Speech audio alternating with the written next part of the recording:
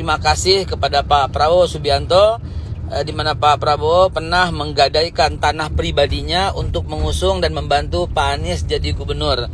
Sekali lagi terima kasih Pak Prabowo. Saudara-saudara, ada pula yang nyinggung-nyinggung. Punya tanah berapa, punya tanah ini. Dia pintar atau goblok sih? Daripada dikuasai orang asing, lebih baik Prabowo yang mengelola. Gak usah dibawa-bawa debat lah. Anda hanya memperlihatkan ketololan Anda. Salah, tapi kita nggak boleh bilang tidak pinter. Kalau tidak pinter, bahasa rakyat apa ya? Goblok. Kalau orang keliru-keliru terus dan salah-salah terus, itu apa?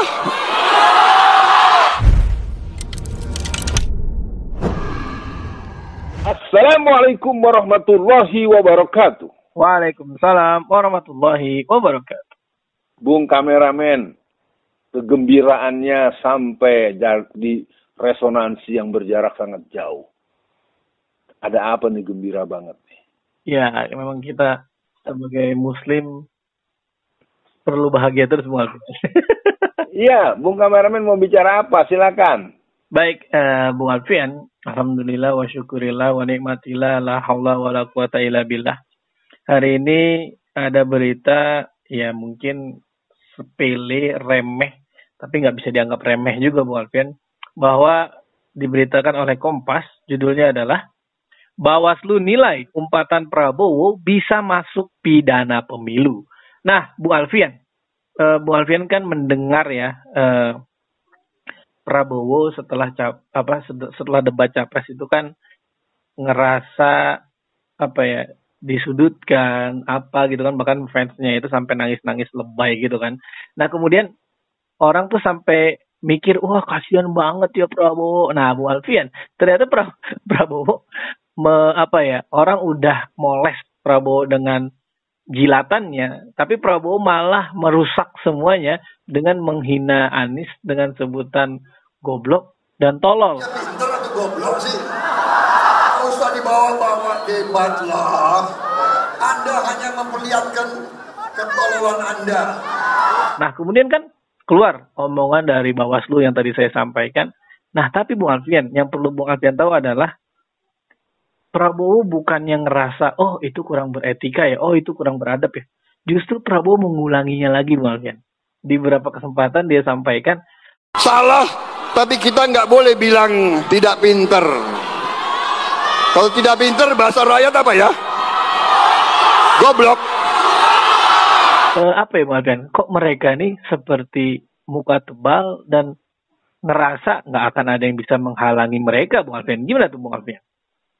Ya, ketika dia menyebut etik ndasmu, Iya. ya, itu kan sebuah ucapan yang kalau bahasa Betawi itu kan pala lu gitu kan ya. Iya. Itu kan ungkapan-ungkapan spontan biasanya di tempat-tempat yang informal dan tingkat pertemanan yang tidak memberikan implikasi keteladanan segala macam. Ini lagi-lagi ingin saya katakan bahwa sebetulnya Prabowo sudah kembali menjadi anak-anak ya. Itu sikap kekanak-kanakan. Sebenarnya itu adalah kalau dalam teori psikologi perkembangan itu Bung kameramen, itu ada siklus balik ke titik bawah gitu. Iya. Jadi ketika dia dari bawah jadi anak, dari bayi, dia anak-anak, dia remaja, pra-remaja, adolesen, remaja awal, remaja dewasa, terus sampai kematangan antara umur 40-an sampai 60 menjelang 70.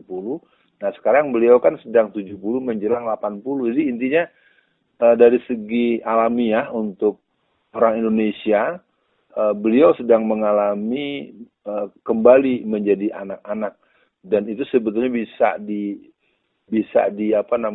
dicegah kalau dia punya proses ibadah yang baik, dia biasa berzikir, karena itu umpatan-umpatan dan lontaran kata-kata seperti itu, kata Imam Al-Ghazali, itulah jiwanya. Jadi akhlak itu adalah sesuatu yang terpatri dalam jiwa seseorang dan dia muncul dalam bentuk omongan dan sikap. Iya. Itu yang perlu dipahami. Jadi intinya itu memang akhlaknya Prabowo. Ya, silakan saja ditelusuri, dipelajari rekam jejaknya. Tapi intinya, kalau dari saya, Bawaslu jangan cuma ngomong, karena itu bentuknya penghinaan. Kalau bahasa saya nih, Bung Kameramen, ayo adu debat aja Prabowo lawan Anies berdua, ya, dibuatkan satu ring. Saya duga dia tidak cukup mempunyai kemampuan untuk mengimbangi Anies, karena saya kenal beliau ini kan orang komando, mantan Danjen Kopassus, dan memang punya kemampuan kebahasaan yang bagus, tapi pada aspek literasi, pada aspek wawasan-wawasan yang berhubungan dengan, saya yakin kalau betul-betul mau diadu, yang goblok dan tolol bukan yang dikatakan, menurut saya begitu kalau dalam konteks pemahaman saya terhadap perilaku beliau yang menurut saya Bawaslu harus membuktikan ucapan yang sempat dimunculkan oleh wartawan. Begitu, Bung Kameramen. Iya, kalau Bung Alfian berharap Anies atau Prabowo, Anies dan Prabowo di head to head, Bung Alfian, Prabowo udah nyerah duluan, Bung Alfian. Dia nyampaikan bahwa Prabowo akui kurang pandai bicara. Banyak yang wanti-wanti, jangan emosi. Nah ini nih Bung Alfian. Tadi apakah nih Bung Alfian? Tadi kan Bung Alfian sampaikan Prabowo ini seperti kembali ke fase awal ya Bung Alfian. Nah ini fenomena apa ya Bung Alfian yang dimunculkan oleh Prabowo? Dia di debat ciut, di luar debat ngerasa jagoan, jago kandang. Apakah memang ini mental pengecut Bung Alfian? Nah itu yang pertama. Yang kedua, kalau kita melihat Mahathir Muhammad sebelum transisi atau pindah ke Anwar Ibrahim, itu kan Mahathir berada di usia yang jauh di atas Prabowo Bung Alfian. Tapi kok saya tidak melihat Mahathir kelakuannya seperti Prabowo. Nah, itu yang kedua tuh Bung Alfian. Nah, yang terakhir, mungkinkah Bung Alfian Bawaslu berani tegas? Apakah ini hanya sekedar lip service agar dianggap, oh Bawaslu tegas loh, oh Bawaslu kuat loh. So, saya tetap berpikir Bung Alfian, MK aja keok, apalagi cuma sekedar Bawaslu atau KPU yang receh. Ini gimana nih Bung Alfian? Ya, kalau sementara saya mencoba menangkap bahwa Pak Prabowo ada dalam posisi labilitas. Nah, kelabilan itu bukan pada persoalan umur dan angka umur saja. Ada wilayah ibadah dan ada wilayah sakinah, mawadah, warohmah di sana. Pertanyaannya adalah kalau Mahathir Muhammad kita bisa lacak. Apalagi sekarang Mahathir Muhammad menjadi Majelis Syuro atau penasehat Partai PAS. Dipimpin oleh Hadi Awang yang ada di Malaysia. Sebuah partai Islam yang punya garis keislaman yang jelas. Kalau fenomena Prabowo menurut saya itu fenomena kadaluarsa. Jadi sangat harus dipertegas bahwa Prabowo adalah orang yang tidak pantas untuk dipilih. Pemilihan kepada beliau adalah seperti kita membeli bahan mentah, membeli komposisi makanan atau menu yang sesungguhnya dia sudah tidak layak untuk diolah. Bagaimana Anda akan membayangkan terjadinya racikan pengorganisasian komposisi menu-menu dan bumbu-bumbu kalau bahan utamanya saja sebetulnya sudah afkir, sudah expired, dan ini serius. Saya ingin melihat bukan dalam konteks saya punya tendensi suka tidak sukanya, karena terus-menerus mengulangi hal-hal yang tidak penting. Akhirnya masyarakat hanya mendapatkan tontonan yang tidak mendidik, uneducated gitu, tidak mendidik. Ngapain setiap ada kumpulan orang banyak kerjanya hanya caci maki orang? Itu kan tidak punya daya edukasi. Tidak ada edukasi di sana dan terus terang berulang-ulang dan diulang-ulang. Nah, jadi kalau ditanyakan soal Mahathir Muhammad, ya mungkin Bung Kameramen juga sempat belajar di universitas yang diinisiasi oleh beliau, atau mungkin beliau pemiliknya tanda kutip.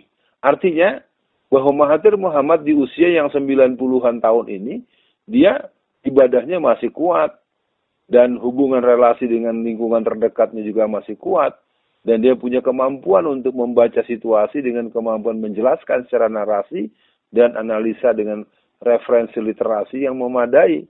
Nah, kalau menurut hemat saya untuk Pak Prabowo, udah saatnya beliau memang istirahat. Dia harus lebih banyak ada di padepokan, lebih banyak berzikir, mungkin perlu belajar lagi dengan para ahli-ahli spiritual untuk membuat dia punya daya konstruksi yang baik. Tapi intinya cocoklah sudah Pak Prabowo berduet dengan Gibran ya, karena kelihatannya dua-duanya akan tetap menjadi cermin retak buat negara kita, dan ini menjadi penting buat semua masyarakat. Kita harus berani membuat sejarah dengan memilih pasangan nomor 1, amin aja dulu. Demikian pemirsa, kita sudahi dibacain berita pada edisi ini. Assalamualaikum warahmatullahi wabarakatuh.